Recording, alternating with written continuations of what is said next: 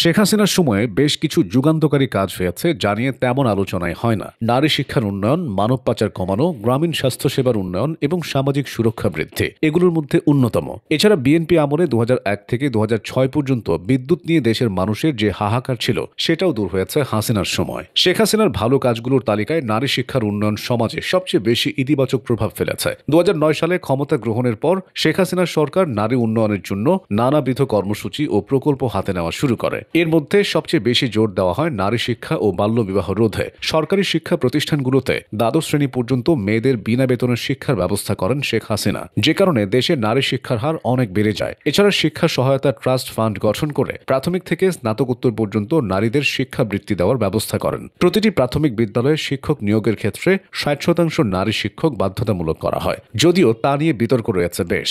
বাল্যবিয়ে ও নারী নিপীড়ন প্রতিরোধেও কঠোর আইন করে হাসিনা সরকার। গ্রামীণ এলাকায় স্বাস্থ্যসেবা নিশ্চিত করা শেখ হাসিনার আরেকটি অন্যতম ইতিবাচক কাজ। সার্বজনীন স্বাস্থ্যসেবা নিশ্চিতের লক্ষ্যে এবং জনগণের দোরগোড়ায় স্বাস্থ্যসেবা পৌঁছে দেওয়ার জন্য 14,000-এরও বেশি কমিউনিটি ক্লিনিক স্থাপন করে শেখ হাসিনা সরকার। এসব কমিউনিটি ক্লিনিক থেকে নারী, শিশু ও সেবা প্রার্থীদের জন্য দেওয়া হয় বিনামূল্যে বিভিন্ন রকম ওষুধ, যার ফলে গ্রামীণ এলাকায় স্বাস্থ্যসেবার পরিধি বাড়ে। সবচেয়ে ইতিবাচক প্রভাব পড়ে মাতৃমৃত্যুর হারে। 2006 সালে দেশে মাতৃমৃত্যুর হার ছিল 370 জন প্রতি লাখে, আর 2023 সালে তা দাঁড়ায় মাত্র 161 জনে। 2006 সালে শিশু হার ছিল প্রতি হাজারে 84 জন, আর 2023 সালে তা 4 গুণ কমে দাঁড়ায় মাত্র 21 জনে। এই সবই সম্ভব হয়েছে স্বাস্থ্যসেবা জনগণের দোরগোড়ায় পৌঁছে দেওয়ার কারণে। শেখ হাসিনার সময় ঘরে ঘরে বিদ্যুৎ পৌঁছানো কর্মসূচি হাতে নেওয়া হয়। বলা হয়েছিল জাতীয় প্রবৃদ্ধি অর্জন, দারিদ্র্য বিমোচন এবং দেশের আর্থসামাজিক ও মানব সম্পদ উন্নয়নই এর লক্ষ্য। 2009 সালে দ্বিতীয় মেয়াদে দায়িত্বে এসেই শেখ হাসিনা দেশের বিদ্যুৎ উৎপাদন, সঞ্চালন এবং বিতরণ ব্যবস্থায় ইতিবাচক অগ্রগতি সাধন করেন।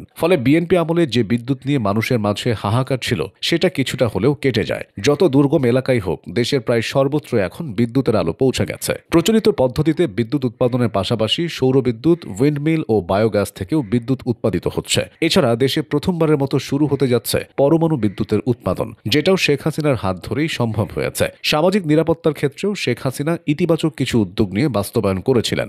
বিধবা ভাতা, তালাকপ্রাপ্ত ও বয়স্ক ভাতা, প্রতিবন্ধী ভাতা ইত্যাদি সামাজিক নিরাপত্তা বেষ্টনী জনগণের দুর্ভোগ লাঘব করে তাদের জীবনকে উন্নত করেছে। এছাড়া সর্বজনীন পেনশন স্কিম একটি অনন্য পদক্ষেপ। পল্লী সঞ্চয় ব্যাংক গ্রামীণ জনপদের মানুষের জীবনে প্রভাব ফেলেছে। গ্রামে গঞ্জে, নগর জনপদে কম্পিউটার প্রশিক্ষণ কেন্দ্র, ইন্টারনেটের ব্যবহার এবং ফ্রিল্যান্সিং এর মাধ্যমে নারী পুরুষ আত্মকর্মসংস্থানের সুযোগ সৃষ্টির মধ্য দিয়ে অনেকেই স্বাবলম্বী হয়েছে। অতীতে বাংলাদেশের সবচেয়ে বড় সমস্যাগুলোর একটি ছিল মানব পাচার। সেটি এখনও পুরোপুরি রোধ করা সম্ভব হয়নি, তবে শেখ হাসিনা চেষ্টা করেছিলেন। মানব পাচারের ক্ষেত্রে তিনি জিরো টলারেন্স নীতি ঘোষণা করেছিলেন। তারই প্রেক্ষিতে মানব পাচারের মামলা তদন্তে আইন শৃঙ্খলা রক্ষাকারী বাহিনীর প্রতিটি ইউনিটে বিশেষ সেল গঠিত হয়। তারপরও অকাট্য প্রমাণের অভাবে এবং দায়েরকৃত মামলায় ত্রুটি থাকায় আইনের আওতায় আনা যায়নি অনেক রাঘব বোয়ালকে। তবে প্রচুর মানব পাচারকারী গ্রেফতার হয়েছে। মানব পাচার ঠেকাতে স্থল সীমান্ত পয়েন্টগুলোতে, জলসীমা এবং বিমানবন্দরগুলোতে নিরাপত্তা অধিক জোরদার করা হয় শেখ হাসিনার আমলে। একসময় বাংলাদেশের নারীদের শরীরে অ্যাসিড নিক্ষেপের মতো ঘৃণ্য অপরাধ নিয়মিত ঘটত।